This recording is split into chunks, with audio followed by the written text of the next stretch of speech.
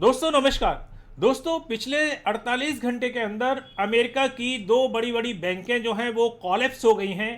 पहला नाम जो है वो है सिल्वरगेट बैंक का और दूसरा नाम जो है वो है सिलिकॉन वैली बैंक का। दोस्तों दुख की बात यह है कि ये दोनों बैंक जो हैं वो क्रिप्टो के साथ काम कर रही थी, क्रिप्टो के बहुत सारे प्रोजेक्टों के साथ ये काम कर रही थी। बहुत सारा फंड जो था वो क्रिप्टो का इसके ऊपर था और जिसका इम्पैक्ट ये पड़ा कि इस समय क्रिप्टो मार्केट में बुरी तरीके से हलचल आ गई। मैंने पिछले वीडियो बनाया था जिसमें आपको सिल्वरगेट के बारे में मैंने आपको क्लियर किया था। अगर आपने नहीं देखा होगा तो आप उसको देख लें और आपको पता लगेगा कि सिल्वरगेट के साथ क्या प्रॉब्लम चल रही थी और वो किस वजह से कोलैप्स हुई थी। अब मैं आज बात करूंगा उसी तरीके की जो दूसरी बैंक है सिलिकॉन वैली, वो कोलैप्स हो गई है। और दोस्तों हुआ यह है कि उसने अपना पेमेंट जो देना बंद कर दिया गया है और बहुत सारी चीज़ें जो चल रही हैं उसके साथ। अब मैं आज आपसे बात यह करना चाहूँगा कि ये ऐसी बड़ी बड़ी बैंक जो हैं वो कोलैप्स कैसे कर जाती हैं। तो इसके पीछे रीज़न आपको मैं बता देता हूँ कि सबसे बड़ा रीज़न जो है वो आप देख रहे हैं रिसेशन का है।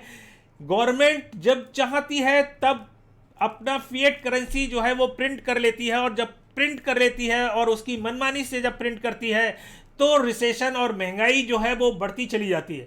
दोस्तों होता यह है कि ये जो बैंक अपने पास जो फंड रखती हैं वो फंड भी कहीं ना कहीं इन्वेस्टमेंट करती हैं और जब वो वहाँ इन्वेस्टमेंट करती हैं और उससे वो कमाती हैं और उससे जो भी इंटरेस्ट होता है, जो भी ब्याज होता है, वो आप लोगों को बांटती हैं। ये एक बैंक का एक तरीके से सर्किल है जिस तरीके से वो काम करती हैं।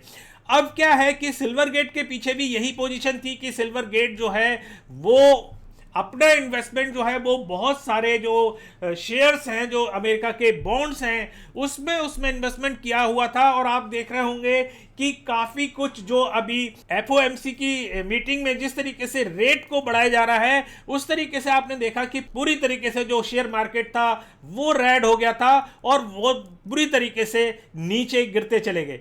मैं एक एग्जाम्पल आपसे देना चाहता हूं कि जैसे अडानी के बारे में कहा जा रहा था कि अडानी के शेयर जो थे वो बहुत ज़्यादा चल रहे थे और उसका जो पैसा था वो एसबीआई का पैसा और एलआईसी का पैसा जो था वो सबसे ज़्यादा अडानी के शेयर्स में लगा हुआ था। और जब अडानी के शेयर गिरे तो वो बहुत बड़ा इंपैक्ट जो है वो एसबीआई के ऊपर भी पड़ा, एसबीआई के शेयर्स के ऊपर भी पड़ा, एलआईसी के ऊपर भी पड़ा और एलआईसी के शेयर्स के ऊपर भी पड़ा। वो तो यहाँ की गवर्नमेंट थी इंडिया की जो किसी तरीके से इसको संभाल लिया।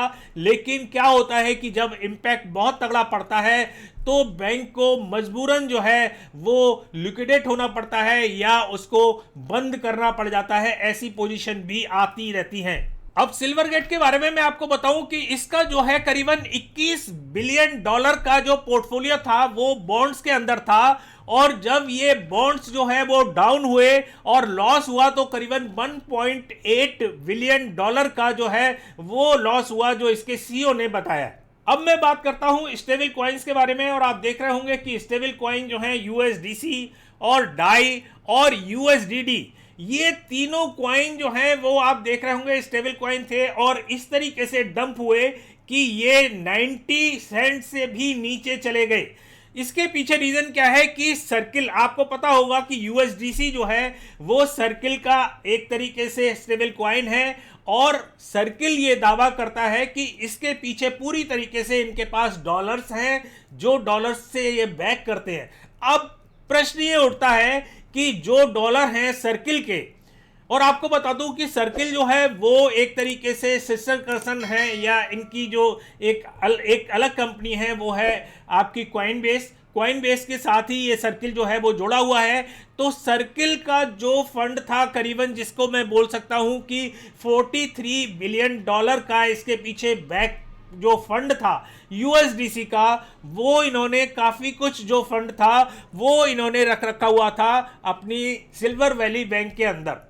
और सिल्वर वैली बैंक ने जब इस तरीके की प्रॉब्लम आई और इस तरीके का फंड हुआ तो वहाँ जो था करीबन इनका 9.8 मिलियन कैश रिजर्व जो था वो फेल्ड हो गया सिल्वर वैली बैंक में। दोस्तों बहुत सारे यूट्यूबर्स ने कुछ अलग फिगर बताई है, लेकिन ये मैं आपको ऑथेंटिक फिगर बता रहा हूं कि 9.8 बिलियन डॉलर का फंड जो था वो फेल हो गया।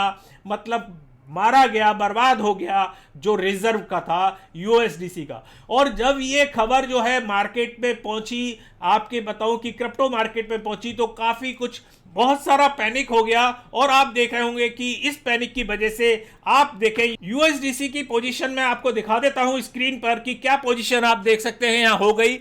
ये यूएसडीसी यहां आप देख सकते हैं कि 84 सेंट तक पहुंच गया, जबकि ये $1 का होना चाहिए। कितना नीचे एकदम स्लंप हुआ। लेकिन कुछ अच्छी खबरें भी आई जिसकी वजह से थोड़ा सा ये जो है इनके काफी ट्वीट्स आए कि भाई हम लोग ऐसा है कि हमारा पूरा फंड जो है गया नहीं है, क्योंकि लोग वाग ये सोच रहे थे कि पूरा का पूरा जो फंड है वो सिलिकॉन वैली में है, तो ऐसा नहीं है। तो जब ये क्लियरिफिकेशन मार्केट में आया तो आप यहां देख सकते हैं कि इसने रिकवर किया और ये जो है 92 तक पहुंच गया। अभी भी जो रेट इसके चल रहे हैं वो करीबन चल रहे हैं 89 के आसपास, 89 सेंट के आसपास। तो दोस्तों ये आप देख सकते हैं कि काफी चिंताजनक बात है, क्योंकि लोगों ने देखा कि लूना और एफटीएक्स के साथ जिस तरीके की कहानी हुई और जिस तरीके से ये कोलैप्स हुए, तो मार्केट जो है वो काफी डरा हुआ है। और उस डर के कारण कोई भी जरा सी भी नेगेटिव न्यूज अगर आती है मार्केट में, फंड आता है, तो बुरी तरीके का पैनिक हो जाता है और लोग जो है वो अपना जो यूएसडीटी है या डाई है या यूएसडीडी है उसको कन्वर्ट करना चाहते हैं। दोस्तों अब मैं ये दिखाता हूं आपको डाई के बारे में। देखो यहां ये डाई का मैं चार्ट दिखा रहा हूं और डाई भी जो है वो करीबन 86 सेंट तक पहुंच गया था, लेकिन यहां से फिर इसने सुधार लिया और अभी ये जो है 39 सेंट के आसपास चल रहा है। तो ये जो है थोड़ा सा सुधरा, क्योंकि जब रियलिटी और जब सारी चीजें सच्चाई जो है वो धीरे धीरे जब सामने आती हैं तो लोगों का जो है विश्वास बढ़ना जो है वो शुरू हो जाता है। अब मैं यहाँ बात कर रहा हूँ यूएसडीडी की। यहाँ देखिए यूएसडीडी भी जो है वो बहुत बुरी तरीके से नीचे गिरा और 93 सेंट तक पहुंच गया, लेकिन अभी जो ठीक तरीके से संभल कर जो काम कर रहा है वो कर रहा है 95 सेंट तक। अब देखिए कि इस जो फंड हुआ और इस सब के चक्कर में क्या हुआ कि बाइनेंस ने यूएसडीसी की जो ट्रेडिंग थी और जो विड्रॉवल वगैरह था उसको पॉज कर दिया। और अब आपको एक चीज और बताऊं कि सबसे बड़ी एक कंपनी है ब्लॉकफाई के बारे में आप जानते होंगे। तो जो ब्लॉकफाई है एक तरीके से क्रिप्टो बैंक है, उसका भी फंड जो था वो करीबन $227 मिलियन का फंड जो था वो भी सिलिकॉन वैली के अंदर था और वो फंड भी जो है बर्बाद हो गया, मतलब कोलैप्स हो गया। तो दोस्तों इस तरीके की चीजें हुई। और आपको बताऊं कि एक roku करके एक कंपनी है जो एक तरीके से डिजिटल प्लेटफॉर्म प्रोवाइड करती है, जैसे हमारे यहाँ नेटफ्लिक्स वगैरह है, इस तरीके से अमेरिका में बहुत फेमस है। और उसका भी काफी कुछ फंड, मतलब वो कहते हैं कि मेरा 1/4 फंड जो था वो उसके अंदर था। और जो नए नए स्टार्टअप आते हैं या जो क्रिप्टो से रिलेटेड बहुत सारे प्रोजेक्ट आते हैं उनको अच्छी तरीके से सर्व कर रही थी, अच्छी तरीके से उसको सेवाएं प्रोवाइड कर रही थी। तो ये कहानी जब इस तरीके की कोई भी आती है तो आप देखिए कि कितना तगड़ा मार्केट में इंपैक्ट पड़ता है। अगली जो अपडेट आ रही थी वो आ रही थी रोबिनहुड की तरफ से। और मैं आपको बताऊं कि रोबिनहुड भी जो है वो बहुत बड़ी एक्सचेंज है।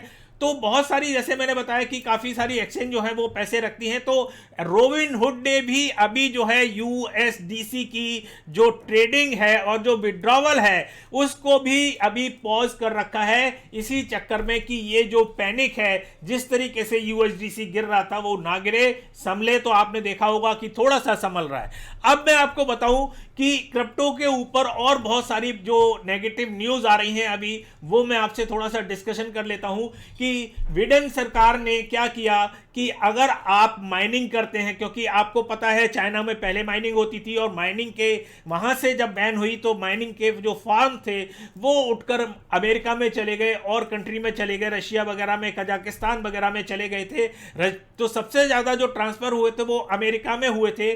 तो बिडेन सरकार ने एक नया रूल फरमान जारी कर दिया कि जो आप इलेक्ट्रिसिटी यूज करेंगे उस पर आपको 30% जो है टैक्स अलग से देना पड़ेगा। तो इस तरीके की बहुत सारी जो न्यूज, जो नेगेटिव न्यूज आ रही थी क्रिप्टो से रिलेटेड, ये क्रिप्टो पर बहुत ज्यादा इंपैक्ट डाल रही। दोस्तों मैं आपको बताऊं कि अगर अब देखा जाए कि बिटकॉइन के प्राइस की क्या पोजीशन बन सकती है, तो मैं आपको थोड़ा सा स्क्रीन पर लेके चलता हूं और आपको दिखाना चाहता हूं कि क्या पोजीशन बन सकती है। यहां देखिए कि ये कल रात जो बिटकॉइन था वो 19,500 के आसपास चल रहा था। इतने सारे पैनिक के बावजूद भी हमें तो उम्मीद था कि हो सकता है 17-18 हज़ार तक भी नीचे गिर जाए, लेकिन ऐसा नहीं हुआ, क्योंकि मैंने आपको बताया कि काफ़ी कुछ जो है नेगेटिव न्यूज़ को काउंटर करने के लिए बहुत सारे लोगों ने मैसेज करने शुरू किए और जो रियलिटी थी वो सामने आनी शुरू हुई। तो यहाँ आप देखिए कि थोड़ा सा बिटकॉइन ने जो है वो रिकवर किया यहाँ, और $20,000 के आसपास अभी जो है $20,600 के आसपास इसने रिकवर किया था। लेकिन अभी जो बिटकॉइन जो है वो चल रहा है, आप देख सकते हैं $20,000 के आसपास ही चल रहा है। तो दोस्तों ये थोड़ा सा रिकवरी आई। दोस्तों मैं आपको क्लियर कर देता हूं कि कई बार ऐसा होता है कि जब नेगेटिव न्यूज़ और नेगेटिव फंड्स आते हैं तो क्या है कि जो और बहुत सारे कांड हो चुके हैं क्रिप्टो मार्केट में, जैसे एफटीटी का मैंने नाम लिया, लूना का नाम लिया, तो उससे लोग आजकल इतने ज़्यादा डर गए हैं कि वो नहीं चाहते कि अब कोई भी रिस्क उठाया जाए, कोई भी किसी तरीके का वो रिस्क नहीं उठाना चाहते। तो इसीलिए जब भी थोड़ा बहुत फंड आता है तो वो क्या करते हैं, उसको कन्वर्ट करना शुरू कर देते हैं। जैसे मैंने आपको अभी स्क्रीन पर दिखाया कि यूएसडीसी,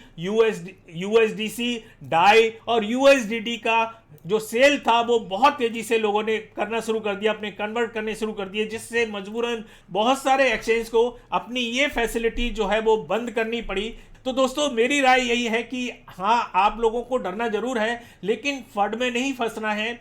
फंड में अगर आप फंसेंगे तो आप अपना ज़्यादा नुकसान करेंगे, इसलिए आपको पता होना चाहिए कि रियलिटी क्या है।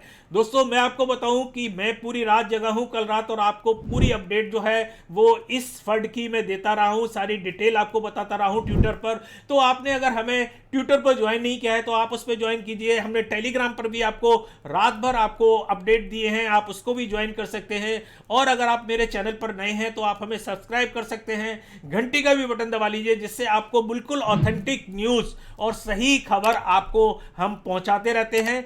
कोई भी फंड फैलाने की हमारी कोई मंशा नहीं होती। तो दोस्तों अगर आपको ये वीडियो पसंद आता हो तो इसको लाइक जरूर कर दीजिएगा, जिससे हमारी हिम्मत जो है वो बनी रहती है। और अगर आप इसको चाहते हैं कि इसको लोगों को और जागरूक हो तो इसको शेयर कर सकते हैं, जिससे सही न्यूज़ और सही खबर जो है वो लोगों तक पहुंचती रहे। तो दोस्तों जितने भी मेरे सोशल मीडिया के प्लेटफॉर्म हैं, चाहे वो ट्विटर है, चाहे वो टेलीग्राम है, चाहे वो इंस्टाग्राम है, चाहे वो फेसबुक है, सबकी जो लिंक है मैंने नीचे डिस्क्रिप्शन में आपको दे रखी है, आप जाके उसको ज्वाइन कर सकते हैं। तो दोस्तों काफ़ी कुछ अपडेट हुई, काफ़ी कुछ न्यूज हुई, और मैं आपसे यही विनती करूंगा कि आपको फंड में नहीं आना है, आपको पूरी सही ऑथेंटिक जानकारी लेनी है, उसके बाद ही कोई कदम उठाना है। तो दोस्तों तब तक के लिए नमस्कार, अगली बार फिर किसी नई ताजा अपडेट के साथ मिलेंगे। जय हिंद।